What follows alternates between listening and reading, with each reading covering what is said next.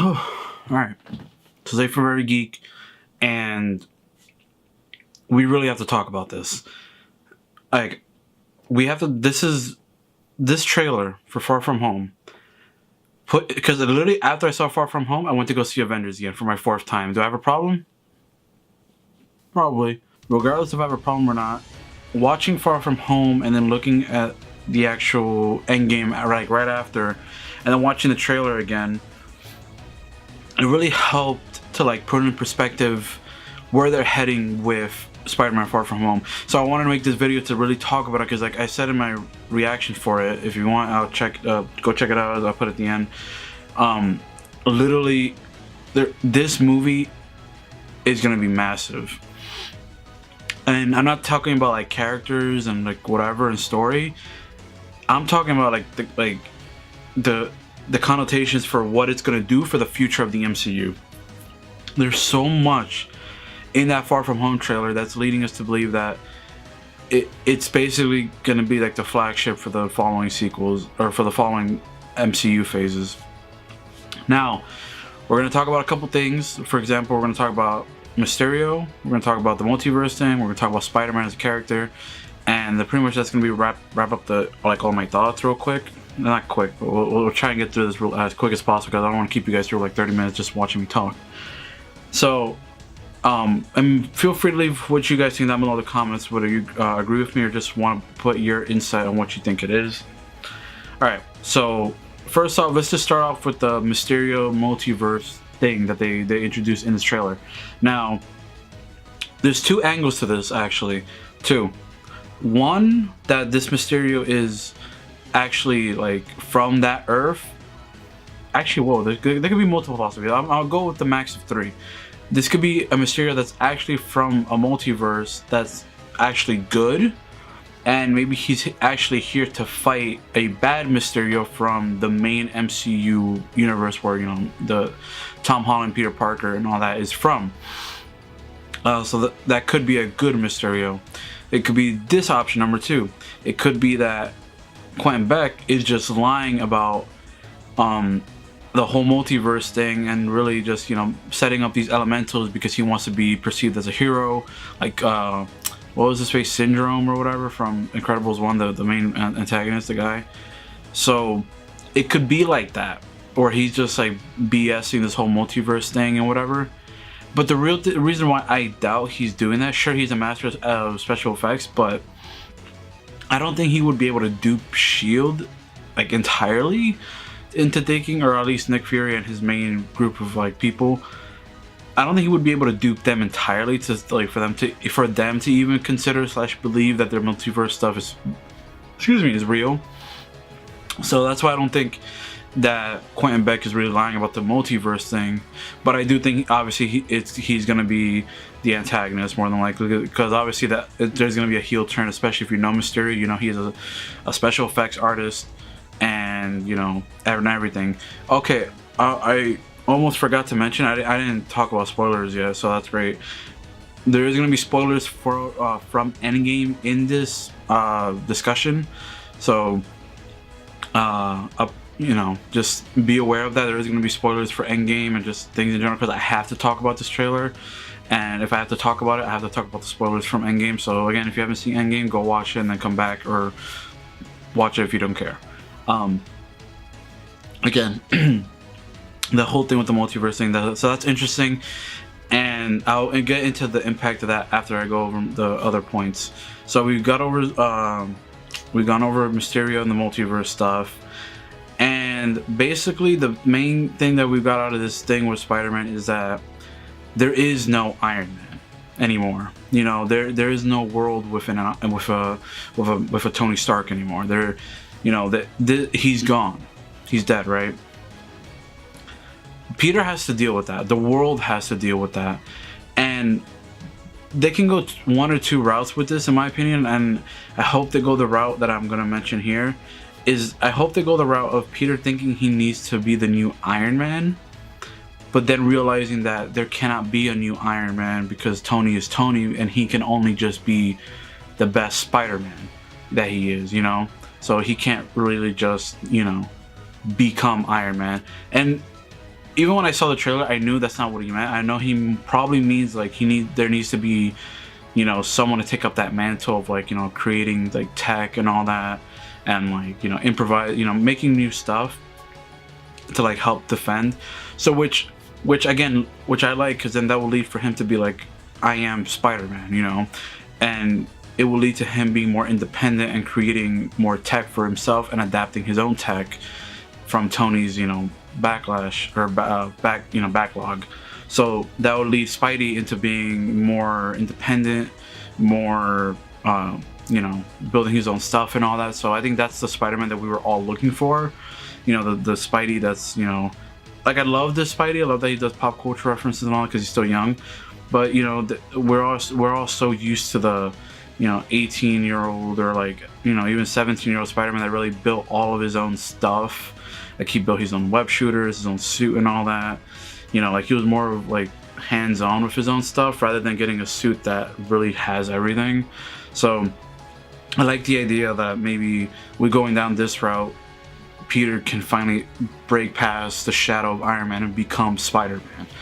And plus Tom Holland is young enough that we can probably follow this Peter Parker for a long time to come, and he can be the new flagship.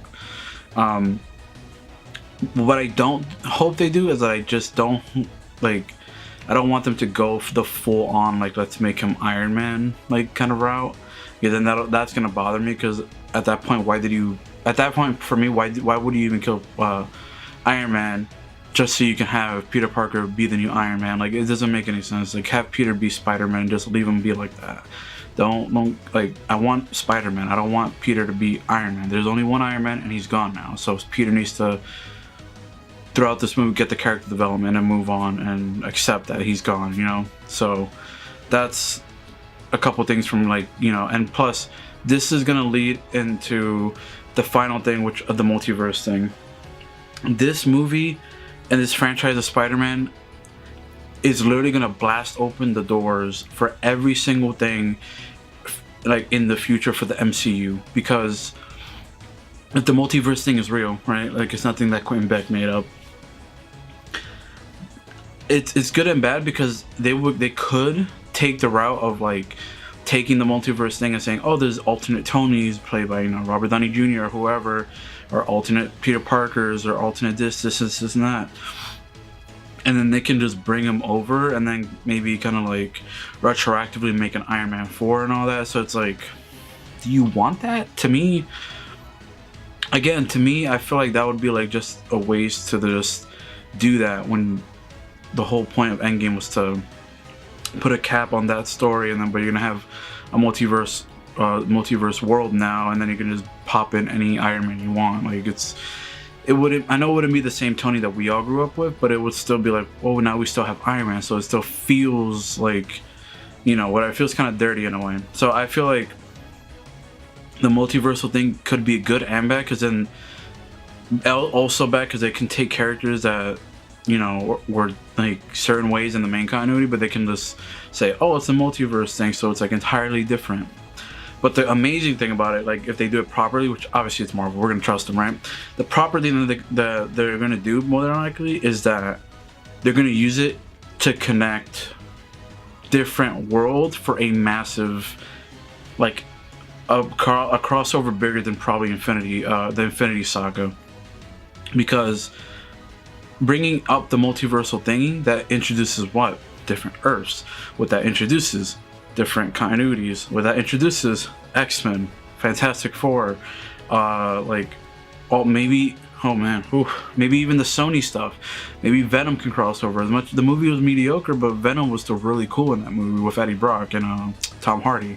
So there could be a live action Spider-Verse for all we know. Like, there's so much miles. Like, they're gonna do something crazy that, like, either Secret Wars, or have Doctor Doom show up, and have him develop the Fantastic Four and everyone else, and have this final gigantic, like, you know, capstone for this another like saga, because that's the only route they can go, either Kang the Conqueror or Secret Wars, or, you know, it's gonna be a lot.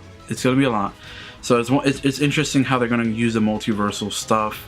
Again, it could be just all fake because it is Mysterio and he might just be making all of this up to, you know, just seem like a good person. So we'll see how that goes. But overall, this Far From Home went from a movie that looked good, and then after they waited for the spoiler window to drop from officially from Disney, that it went from that to like, this movie is gonna be massively important to watch for the future of the MCU or MCM. Not Man Crush Monday, but like, you know, Marvel Cinematic Multiverse at this point now, if that's correct. So it's gonna be massively important because how everything is gonna be like after Endgame, because Endgame is the finale. No end credits, no nothing.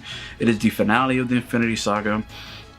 Iron Man is dead, Cap is old, Hulk is still recovering, Black Widow's dead, and Hawkeye is there too, but and Thor is with the Guardians. So it's definitely the next generation. Like, you know, now we're gonna have to, it was smart of them to already have a beginning origin movies for a lot of the characters, Black Panther and, you know, Spider-Man and all that, Doctor Strange leading into Infinity War and all that, because they're the ones that's gonna carry us to the future now. Quite literally. That's what I think they trying to say with Spider-Man Far From Home, is that he's gonna be the next Iron Man in the sense of the next big figurehead. And yeah, so that's gonna be huge. So Spider-Man's it's Far From Home is gonna be important as hell to watch for story and for just everything. Oh man, that was a lot to talk about because it's so much to grasp from that one trailer because they were hiding it because of the spoilers.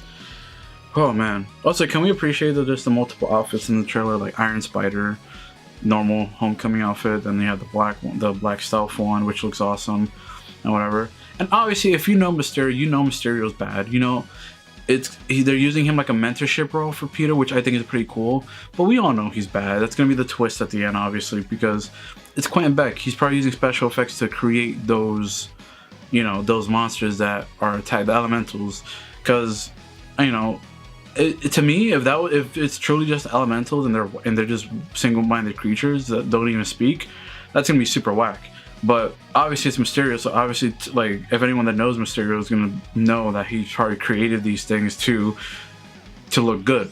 So all that being said, I hope you guys enjoyed. Make sure you guys hit that like, comment, subscribe if you're new, share the video out if you enjoyed, hit the notification bell as well, and let me know what you guys think with this whole multiversal, you know, thing, and just all the like meanings it can lead for the future of the MCM, or we're still gonna call it the MCU until further notice. But what does it mean for the MCU in the future, and like how much impact it's actually gonna have? And with all that being said, follow me on my Instagram, Twitter, and my Snapchat, and I hope you all have a great night. Bye guys.